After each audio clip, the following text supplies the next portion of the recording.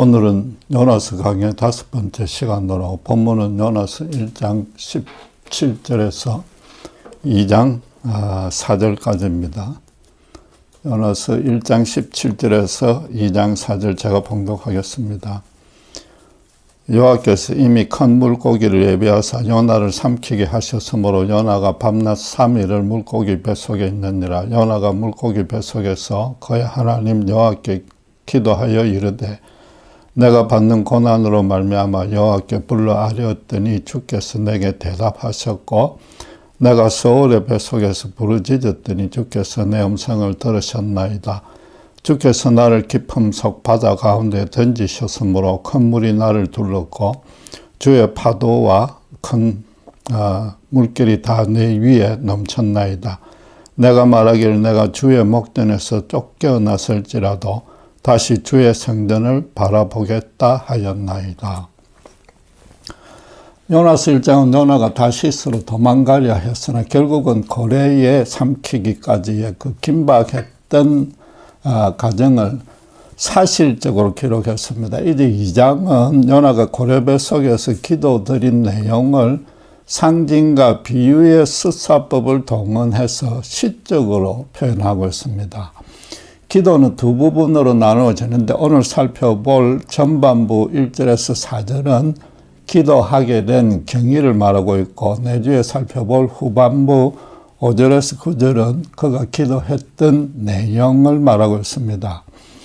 요나는 2장 1절을 보시면 내가 기도하여 이르되 내가 받는 고난으로 말미암아 여호와께 불러 아뢰었더니 주께서 내게 대답하셨고라고 기도를 시작하고 있습니다. 이미 어떤 기도를 했었고 나아가 그 응답을 받았다는 뜻입니다.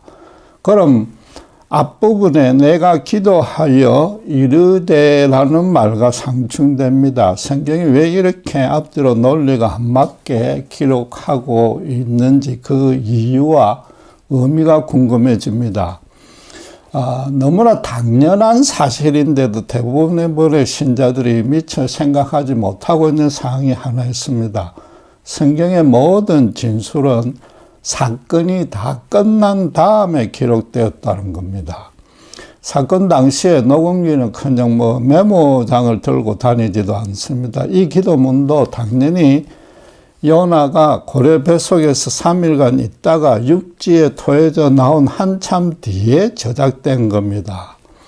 보통 기도는 하나님들은 장차 이렇게 저렇게 해달라는 요청이 대부분입니다. 그러나 다시 2절에서 9절을 잘 살펴보면은 마지막 9절에 요나가 서번한 내용을 빼고는 전부 과거 시제로 진술하고 있습니다. 이게 사후에 기록된 것이고 그러므로 뱃속에서 있었던 체험과 그 기도했던 내용이 사실상 이게 혼합된 내용입니다.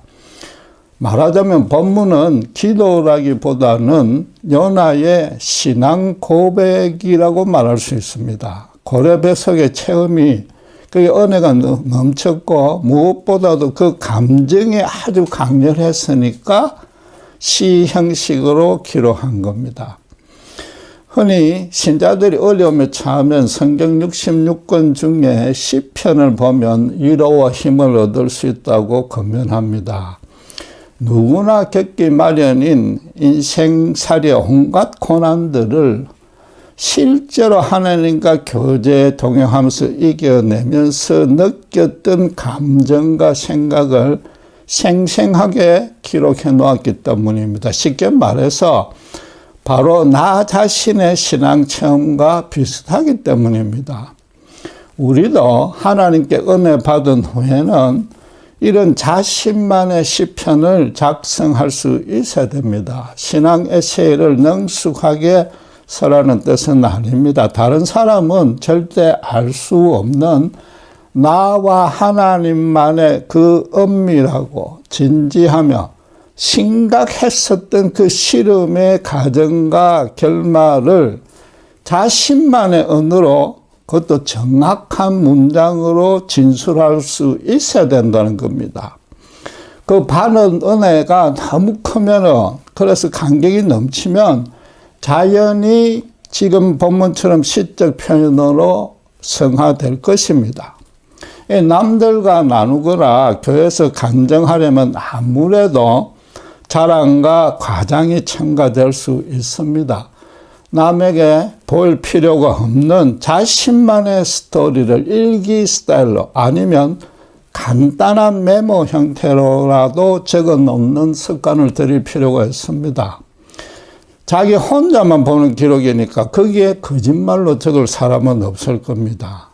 신앙 체험을 구체적으로 이렇게 글로 다시 정리하려면은 하나님과 있었던 그 실험을 그 자기 생각부터 정리해야만 됩니다. 그러다 보면은 하나님에 대한 지식이 날로 깊어지고 고난이 다시 닥쳐도 그분께 받았던 은혜를 대책임질하면서 담대히 이겨낼 수 있는 겁니다.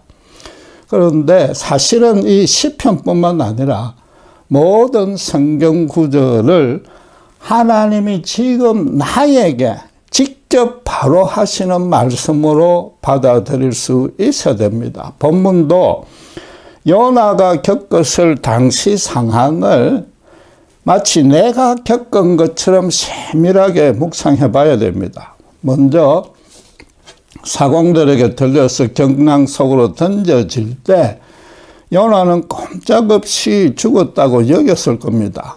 배를 삼킬 듯이 덤벼드는 그 집채만한 파도에 맨몸으로 던져지니까 겁에 질려서 아마 정신이 혼미해졌을 겁니다.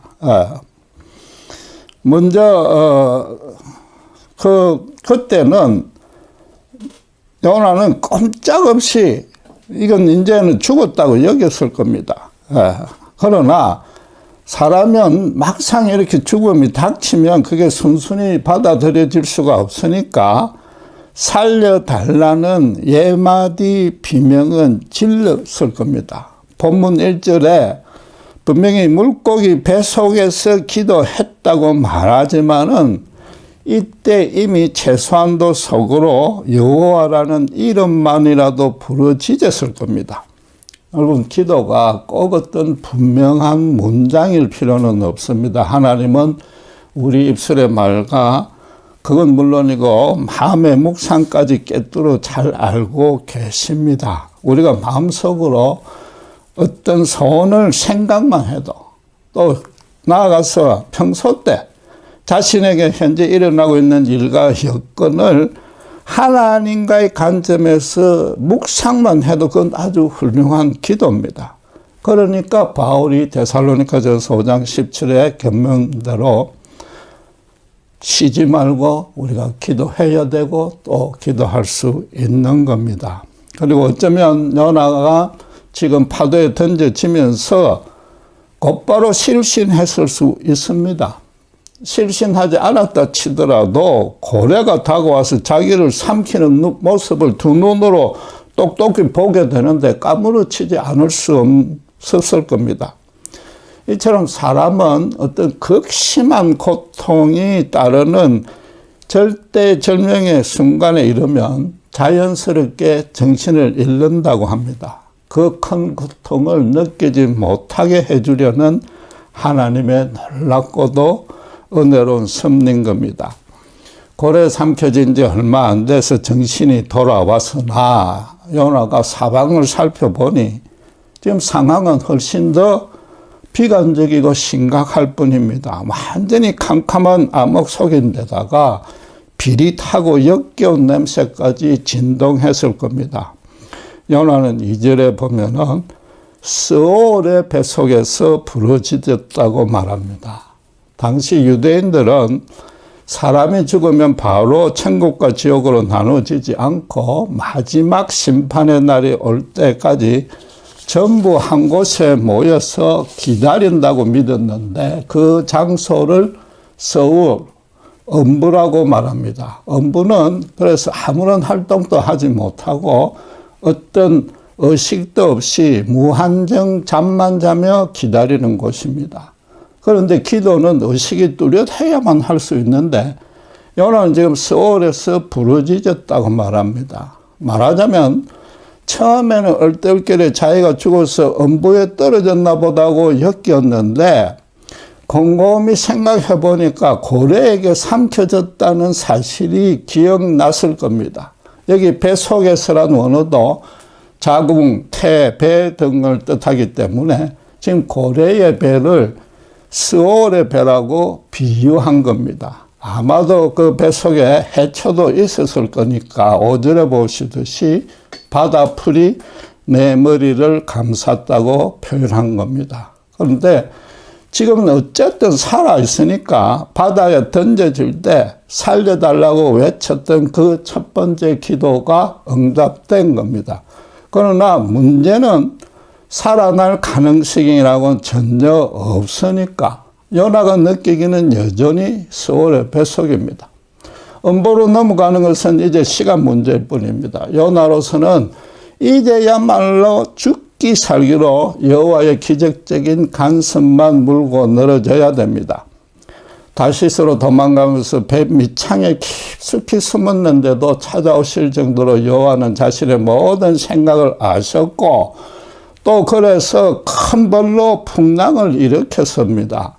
그런데 고래가 삼켰는데도 멀쩡하게 지금 살아있으니까 어쩌면 여호와가 살려줄 수도 있겠다는 실오라기 같은 기대가 생겼을 겁니다. 1절에 기도하여라는 원어 동사도 강한 의지를 갖고서 지속적으로 기도한다는 뜻입니다. 지금 고래 뱃속이지만은 하나님의 초자연적인 역사를 열망하고 끈질기게 살려달라고 기도한 겁니다. 그런데 사방이 지금 완전히 컴컴하니까 얼마나 두려웠겠습니까? 도무지 시간을 설정할 수도 없으니까 3일이 1년처럼 길게 여겨졌을 겁니다. 그래서 고래 배속보다도 차라리 풍랑이 일어도 바다가 좋으니까 어서 빨리 토해내 달라고 매달렸을 겁니다. 지금 고래가 아무리 커도 요나도 성인 남자이므로 몸이 움직일 수 있는 여유는 전혀 없습니다. 아마도 꼼짝달싹 못하고 똑바로 누운 채 이 지금 계속 꿈틀꿈틀 크게 움직이는 고래 이벽으로 밀폐되어 있었을 겁니다.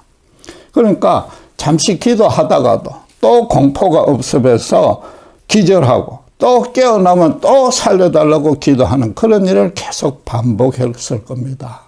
공포를 이겨보려고 억지로 잠을 청해봐도 제대로 잠들 수도 없었을 겁니다. 가족과 친지들의 얼굴은 물론이고 지난 모든 삶에서 대해서 온갖 상념이 떠오르고 하나님을 거역했던 잘못을 크게 후회했을 겁니다.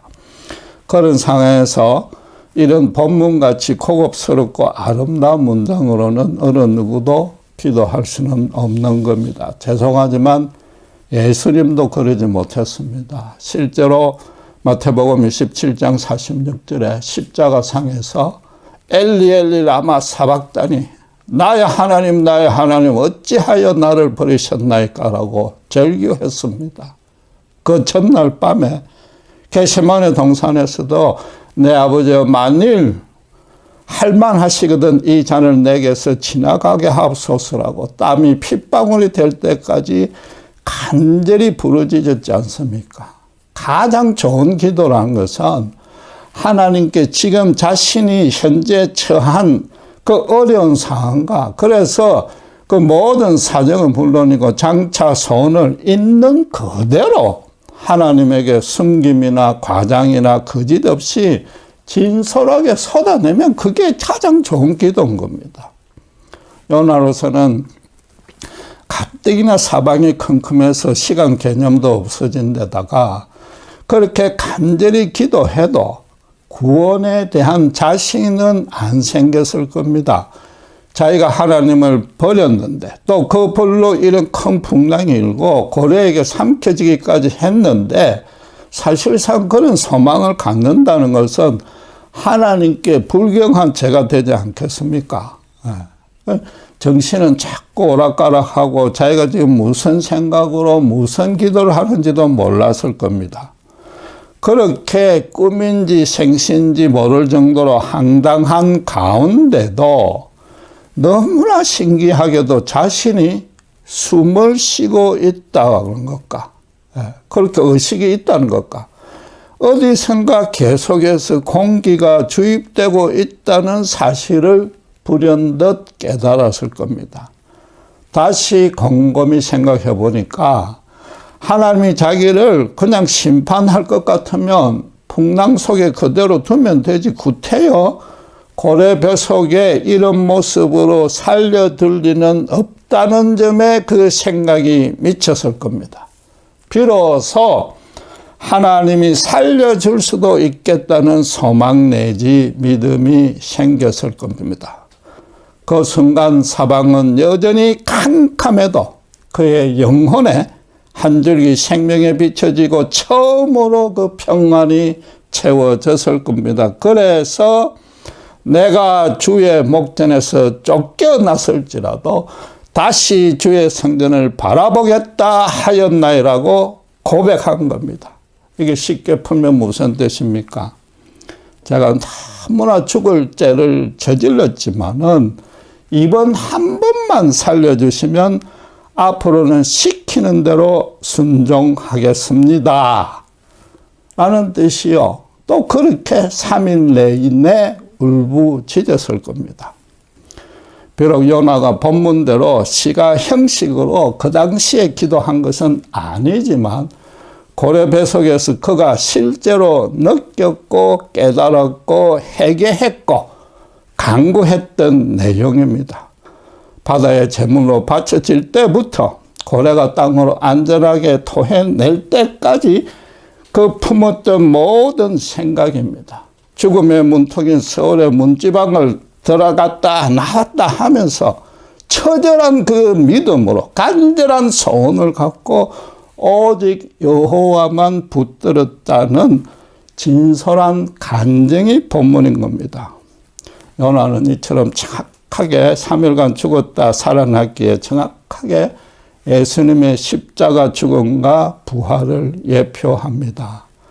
예수님의 부활에 대해서 그 자연적인 모습에만 주목해서는 안 되고 그렇게 하신 뜻에 우리가 주목해야 됩니다. 로마서 5장 7절 8절은 분명히 이렇게 선언합니다. 의인을 위하여 죽는 자가 쉽지 않고 선인을 위하여 용감히 죽는 자가 혹 있거니와 우리가 뭐라고요? 아직 죄인 되었을 때 그리스도께서 우리를 위하여 죽으심으로 하나님께서 우리에 대한 자기의 사랑을 확정하셨느니라. 아담이 자기 마음대로 살고 싶어서 하나님의 낯을 피하자 말자 기쁨과 평강은 완전히 사라지고 두려움과 수치만 가득 찼습니다. 너무나 불안해서 동산 깊숙한 곳으로 자꾸 숨어들었습니다. 그럼에도 하나님은 아담아 내가 지금 어디 있느냐 라고 부르시면서 먼저 찾아와 구원을 베풀어 주었습니다. 요나도 지금 자기 생각대로 하려고 하나님의 낯을 피해 딴 것까지 도망가면서 배 밑바닥으로 깊이 숨어 들어갔습니다. 하나님과의 뜻과는 정반대되는 곳 원수의 자리에까지 내려간 겁니다. 그럼에도 하나님은 그대로 버려두지 않고 고래 배속까지 오셔서 그를 살려내셨습니다.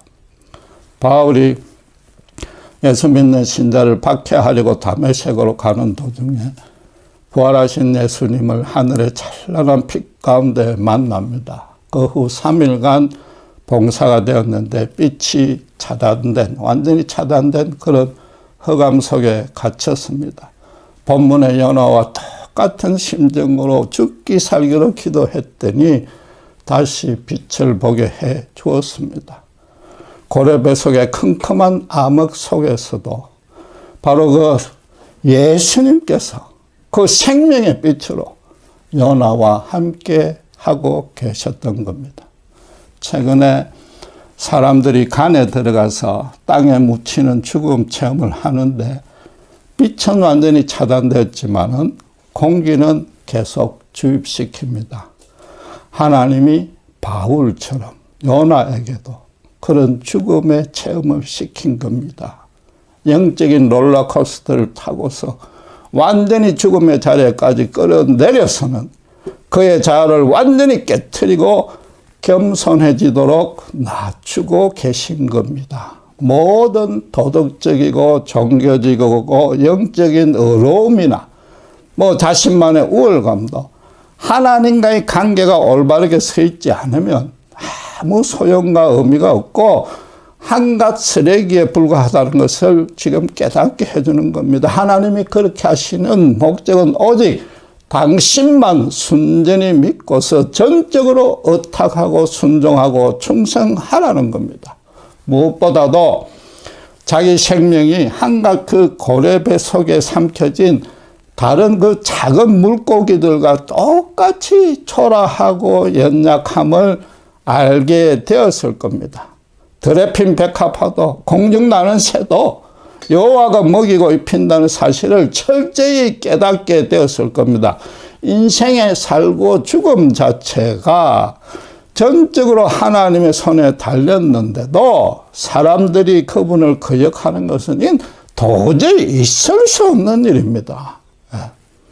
세상 만물을 만드시고 계속해서 통치하시는 분에게서 피조물에 불과한 주제에 요나가 땅끝으로 도망가려고 시도한 것부터 너무나 어리석다 못해서 참으로 부끄러운 짓임을 요나들은 알게 한 겁니다. 그래서 본문에서 자기는 하나님을 거역하였고 주님도 비록 큰 벌을 주었으나 결코 하나님 그분은 나를 포기하지 않았다고 고백한 겁니다. 진심으로 회개하고 주의 성전을 다시 바라보겠다고 간절히 서원했더니 하나님이 다시 그 기회를 주셨던 겁니다. 그 전에 시체와 방불하게 사방이 막힌 가운데 있는 그에게 하나님이 산소를 주입시켜 줌으로써 그런 소망은 물론이고 회개할 마음도 지금 주님이 심어준 겁니다.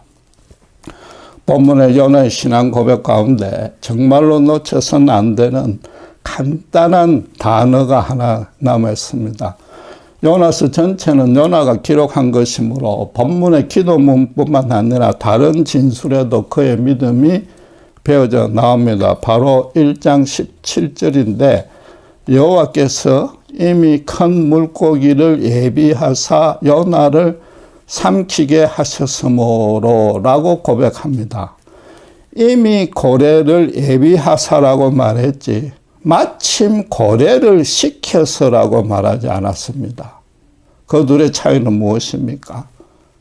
이미는 사건이 일어나기 전부터 어떻게 될 것이란 걸 다 알고 미리 준비한 겁니다. 하나님이 지금껏 모든 일을 미리 계획하시고 그대로 실행한 겁니다.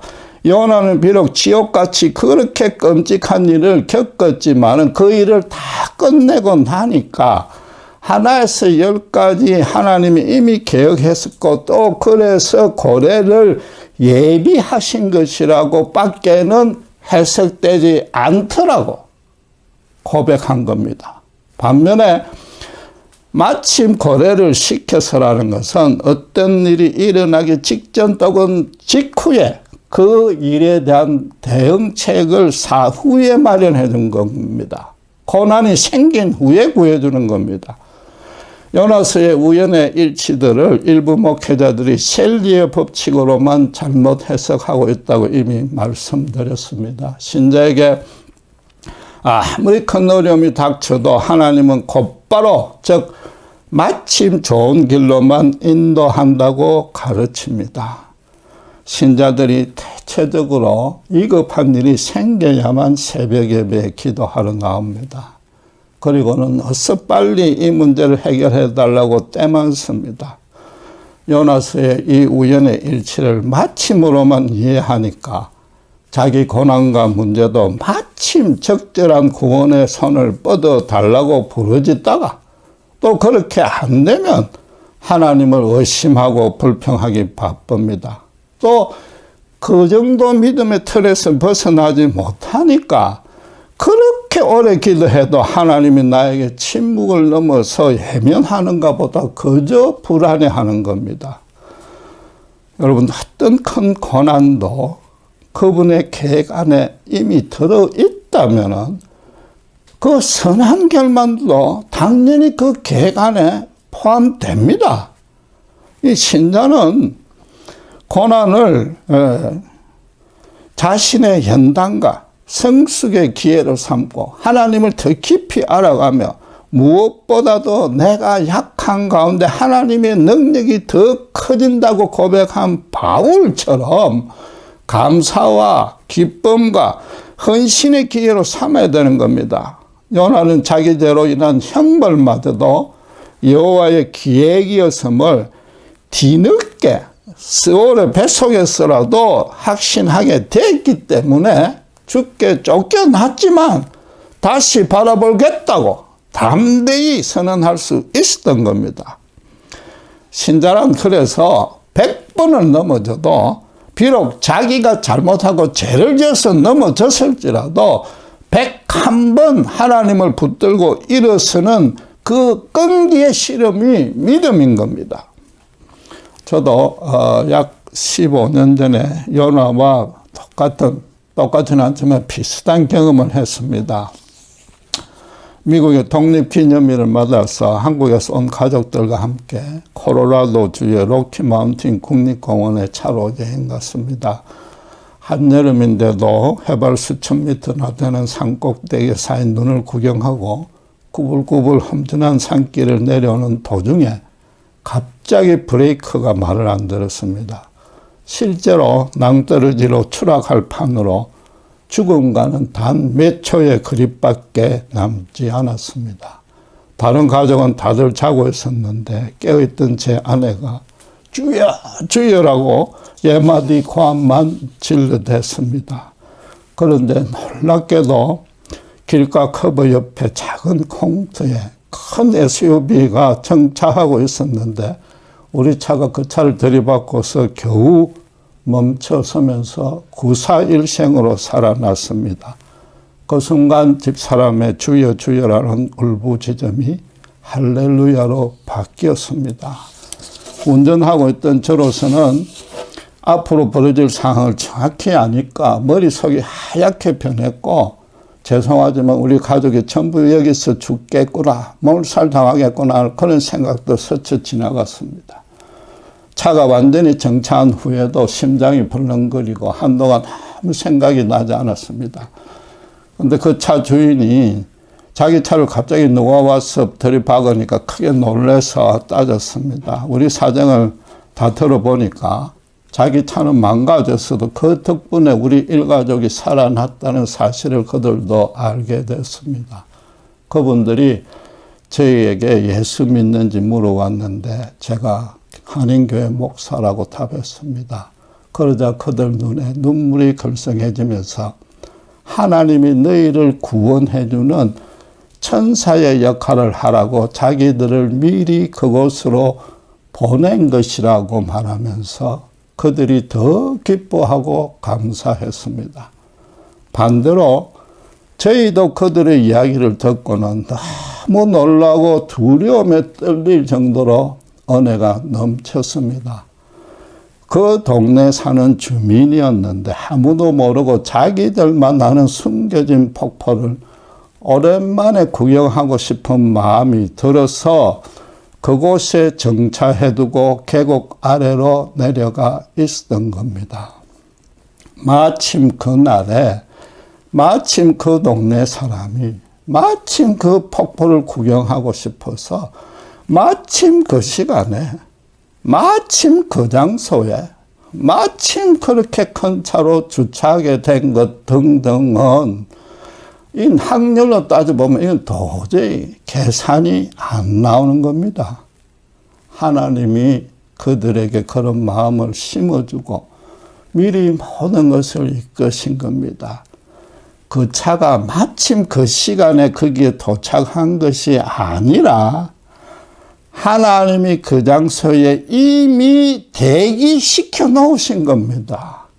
요나에게 마침이 아니라 이미 고래를 준비해서 살려둔 것과 똑같이 말입니다. 하나님의 의미는 인간이 눈으로 보고 알 수 있는 수많은 그런 마침에 집합입니다. 요나서의 10번가량의 우연의 일치들이 모두 합쳐져서 그분의 완벽한 계획을 이루어 나갑니다. 그 중에 하나라도 빠지면 그 계획은 이루어지지 않기에 하나라도 빠질 리도 없습니다. 그래서 믿음은 삶의 현실에서 수시로 이렇게 나타나는 그 수많은 마침을 하나님의 이미 예비하심으로 바꿔서 이해하고 그걸 그대로 반응할 수 있는 실력입니다. 매사를 자기 뜻대로 행하다가 문제만 생기면 때에 맞춰서 구해주는 수호신 같은 하나님만 찾으려는 너무나 잘못된 이런 미신적인 사고와 습관을 완전히 버리는 겁니다. 많은 신자들이 자기 뜻대로만 행하다가 그 길이 막히니까 하나님께 의심과 불만이 생길 수밖에 없고 하나님들은 어서 빨리 와서 해결하라고 때만 서는 겁니다. 하나님은 모든 신자에게 거룩하고 완전하신 당신의 뜻에 합당한 완벽한 계획과 일정표를 이미 마련해 놓았습니다. 신자 주변에 있는 모든 사건과 사람과 여건은 그 계획이 아무 차질 없이 달성되게 만드는 통로 내지 도구입니다. 심지어 요나가 삼켜진 고래배 속의 음부 같은 흑암이나 저희처럼 콜로라도 높은 산 절벽에서 브레이크가 고장나는 일까지도 당신의 계획에 따라 예비해 놓으신 겁니다. 신자가 할 일은 그분의 뜻을 최대한 분별하여 감사함으로 순종하면서 자신의 성장으로 활용해야 됩니다. 우리는 어리석어서 대부분의 경우 그분의 뜻을 미리 알 수 없으니까 전적으로 그분을 신뢰하면서 하나님은 많이 선하시니까 앞서가시는 그분이 자기를 어디로 인도할지 묵묵히 기다리면서 따라가기만 하면 되는 겁니다. 배를 삼킬 만한 파도는 반드시 요나가 바다로 던져지는 순간 맞추어서 멈춰져야만 했고 고래도 그 직후에 요나를 삼켜야만 했습니다. 그 예의 일은 그분의 계획에 아예 들어있지 않았습니다. 바다의 그 큰 풍랑 소리는 하나님이 요나를 찾으려고 부르는 사랑스러운 음성이었고 그를 삼처로 삼킨 고래는 그를 구하려고 하나님이 보낸 천사였습니다. 그런 분이 바로 지금 당신의 인생은 물론이고 이 황당하고 우리 모두가 생전 처음 겪는 이런 미정류의 고난인 코로나 사태도 주관하고 계십니다. 그럼 그 모든 일의 궁극적인 결말도 그분의 뜻대로 완벽하게 선하지 않겠습니까? 그런데 왜 신자면서도 그것도 새벽기도 개근하면서도 왜 계속 불안해하십니까? 이 마침의 하나님, 수호천사 같은 하나님밖에 믿을 줄 모르기 때문입니다. 출애굽 후에 이스라엘 백성들이 미리암의 선도 아래 그 큰 홍해를 그 많은 백성이 걸어서 건너는 역사상 최대의 미리 마련하신 그 기적을 맛보고 역사상 최대의 찬양 집회를 열었습니다. 코로나도 낭떠러지에서 제 아내의 주여 주여라는 해마디 울부짖음을 눈물로 감격하는 할렐루야로 바꿔주시는 하나님입니다. 고래배 속에서 사흘간 죽었다 살아난 요나도 땅에 발을 딛자마자 기뻐서 덩실덩실 춤을 추며 노래했을 겁니다. 본부는 기도가 아니라 사실은 요나가 부른 할렐루야 찬송가인 겁니다. 여러분, 지금 제가 요나 이야기를 하는 것이 아닙니다. 다시 바로 우리 자신의 이야기로 바꿔야 합니다. 우리 모두는 예수님의 십자가 보혈의 은혜로 썩어져 가던 내 사람이 완전히 죽었고 새로운 피조물로 거듭났습니다. 바울처럼 요나처럼 실제로 죽음의 체험을 거친 겁니다. 그러자 아담처럼 하나님이 먼저 찾아오셔서 직접 성령의 가죽옷을 입혀주셨습니다. 세상 어떤 것도 그리스도 십자가 은혜 안에 있는 우리를 하나님의 그 사랑에서 끊어낼 수는 없는 성령의 새 시대에 살고 있습니다. 그럼 우리도 새 노래로 십자가 복음의 찬양으로 그분께 매일매일 올려드려야 되는 겁니다. 사실은 이 본문의 요나의 찬양마저도 하나님이 미리 예비해 놓으신 것이지 않습니까? 마찬가지로 우리도 당장 죽을 것 같이 사방에 흑암에 잠겨있는 고래 배속 같을지라도 요나처럼 하나님만 붙들면 이 코로나 사태도 당신의 때에 반드시 안전한 땅에 발을 디딜 수 있게 해 주실 것이고 그분께 요나 같은 찬양을 올려드릴 수 있습니다. 여러분 정말로 매일매일 나 혼자만 나는 그분의 은혜가 있습니까? 다윗처럼 원망이든 불평이든 의심까지 포함해서 하나님 앞에 자신이 서 있는 현재의 모습 그대로 신앙 비망록을 작성해 보십시오. 아니면 그냥 단순히 범사를 하나님 중심으로만 자꾸 생각해 보십시오. 반드시 감격에 넘친 찬양이 저절로 나올 겁니다. 물론 그 전에 자신이 정말로 마침의 하나님이 아니라 임의의 하나님을 믿는지부터 확실히 해둬야 될 겁니다. 기도하겠습니다. 정말 음부의 문턱에 왔다 갔다 한 요나가 그래도 그곳에서 살려주시고 산소를 계속 주입하시는 하나님을 만남으로써 예수님의 십자가 생명의 빛을 붙들게 하셨습니다.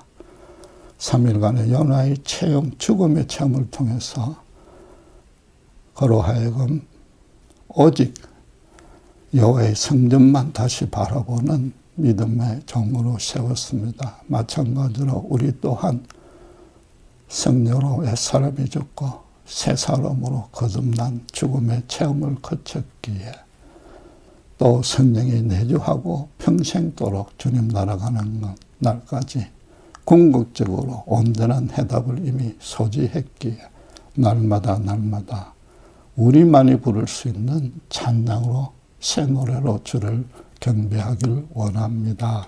아무리 힘든 정말 고래배속 같은 엄부 같은 처절한 고통 가운데 있을지라도 주님의 놀라운 하늘의 영광의 빛을 그 실오락이라도 붙들 때에 주께서 우리로 주여 주여 하는 외침을 할렐루야 찬송으로 바꿔주실 것이므로 날마다 주님과만 정말 진지하고도 순전하게 실험하며 천국 나라 그날까지 한 걸음씩 승리할 수 있도록 우리를 축복해 주시옵소서. 감사합니다. 우리 주 예수 그리스도 이름으로 기도드렸습니다.